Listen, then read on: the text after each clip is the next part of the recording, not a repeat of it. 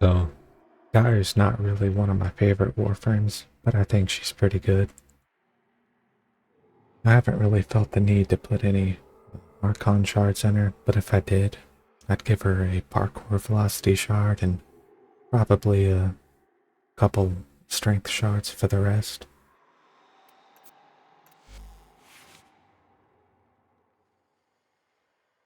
I replaced her second ability with Pillage. At higher levels, mostly in Steel Path, her abilities can be a bit slow to kill, so the armor stripping is good to have, and the shield restore is also good to have at those levels, mostly for shield gating. With the aura, I'm using corrosive projection because, armor's a bit of a problem for her. Prime sure-footed is just for convenience. You don't need it. You can leave this slot empty to save yourself a forma, or you could put power drift here for some extra strength, or mobilize if you want to go a little bit faster. I'm using Umbral Intensify, Blind Rage, and Augur Secrets for some extra strength. It's going to increase her damage and also increase the armor stripping from Village. Adaptations, a little more survivability when you're in that range before health becomes binary. If you want, you could replace this with Redirection or the primed version for a little longer shield gate, but really I try to avoid playing her at those levels where you need to do that. Primed Continuity and Augur Message are going to increase the duration. It's going to increase both the base duration of her 3 and 4, and it's also going to increase the duration extension effect of her 3. It's also going to increase the range of Pillage because that scales with duration rather than range. Archon Stretch is going to increase the range of her 4 and her 1, and it's also going to give you energy over time with the extra effect. Because her 4 and her 1 are going to constantly be doing electricity damage to enemies, you're going to have pretty much 100% uptime on this, so it's just a lot of free energy. Cathode current is going to extend the duration of her 4 alongside her 3 as long as you're getting kills. It doesn't matter how you get those kills, you just gotta kill enemies, and her 3 and 4 are going to last forever.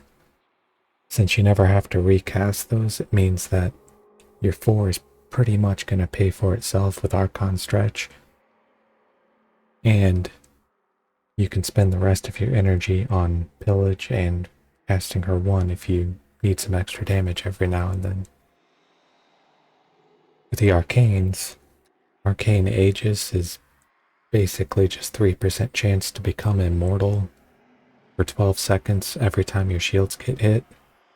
And Molt Augmented is going to increase your damage and the armor strip from Pillage as the mission goes on.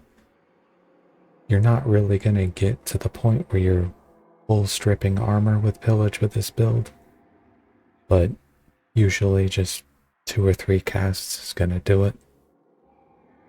If you're new to the game and you don't have the Umbral mods or the Primed mods or the Archon mods or these Arcanes, you can use the normal versions of these mods, and you can just use whatever arcanes you do have.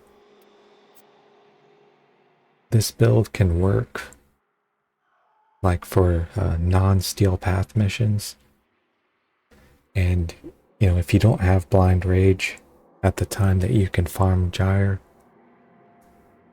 you could drop it. Same for Augur Secrets, but your damage is going to be kind of low if you do that.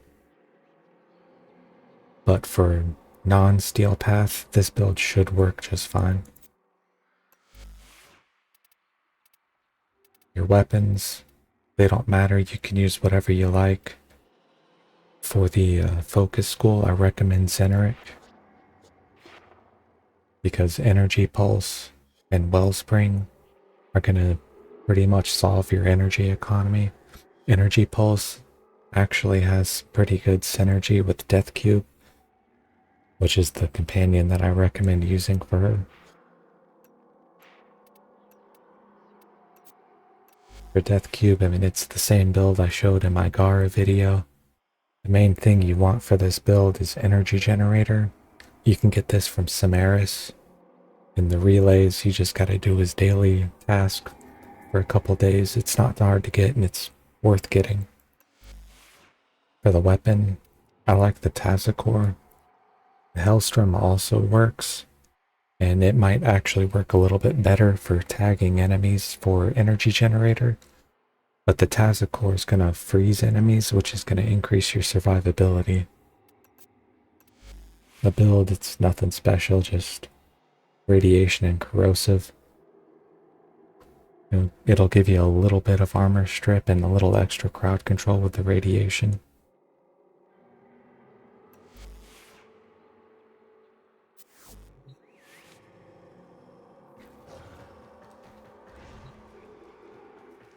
Just grab some energy real quick. To play the build, you just use her 3 and her 4. And then you just kind of stand near enemies. You can cast Pillage to armor strip them. Yeah, you might need to do it a couple times. For the heavier units, it might struggle a bit, but it will eventually kill.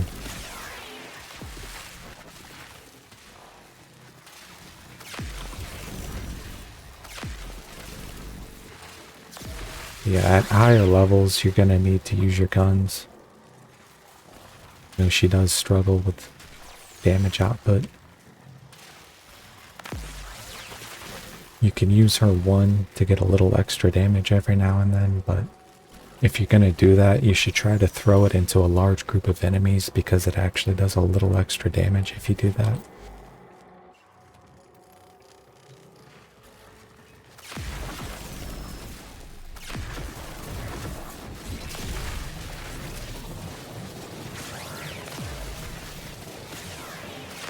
Yeah, she's really good for low-level extermination missions where you don't want to put in too much effort.